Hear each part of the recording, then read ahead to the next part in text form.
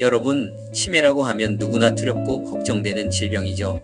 그런데 단순히 치매에 걸렸다는 말만으로는 충분하지 않습니다.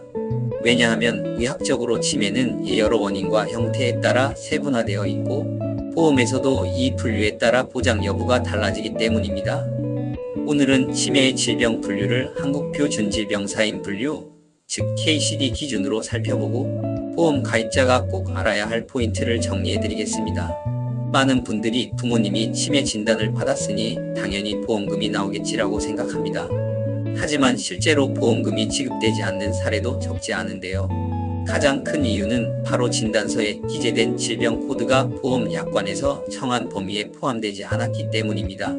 즉, 치매의 분류 체계는 단순한 의학 지식이 아니라 보험금 수령 여부를 결정짓는 실질적인 지식이라고 할 수 있습니다.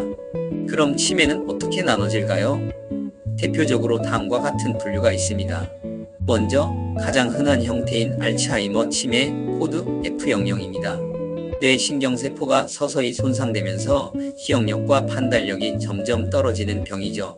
예를 들어 어머니가 같은 질문을 하루에도 여러 번 반복하고 중요한 약속을 전혀 기억하지 못하는 상황이 여기에 해당합니다. 두 번째는 혈관성 치매 코드 F01입니다.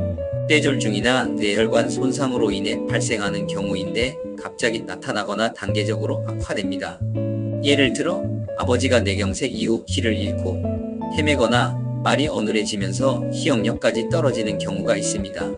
세 번째는 다른 병으로 인해 생긴 치매 코드 F02입니다. 파킨슨병이나 HIV, 헌팅턴병 같은 질환이 원인이 되어 치매가 나타나는 경우죠. 예를 들어 파킨슨 환자가 떨림 증상뿐 아니라 기억력도 급격히 나빠지는 경우입니다. 네 번째는 원인 불명 치매 코드 F03입니다. 여러 검사를 해도 원인이 뚜렷하게 나오지 않지만 일상생활에 심각한 장애를 주는 경우죠. 이 외에도 특수한 경우가 있습니다.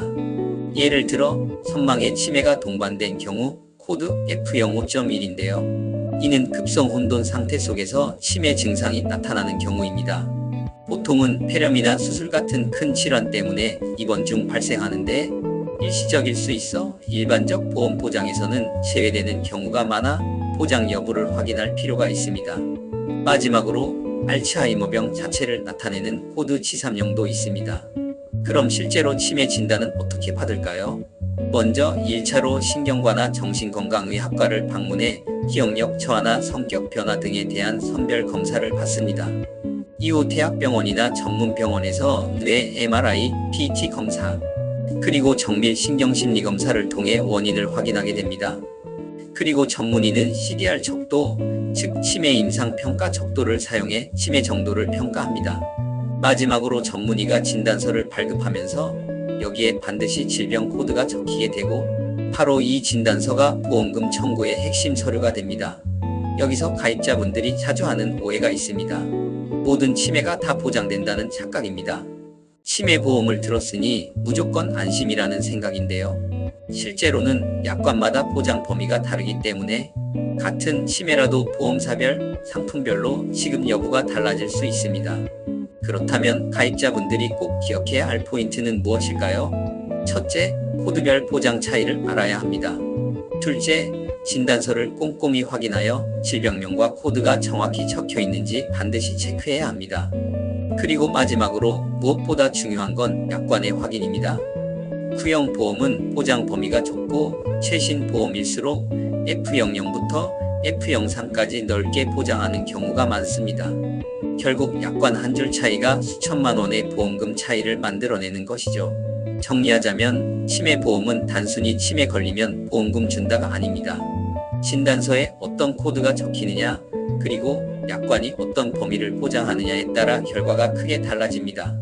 따라서 치매 보험 가입자라면 치매 질병 분류에 대한 기본 지식과 실제 진단 절차, 그리고 본인 약관 확인까지 반드시 챙기셔야 합니다. 이것이 바로 치매 보험을 제대로 활용하는 첫걸음이 될 것입니다.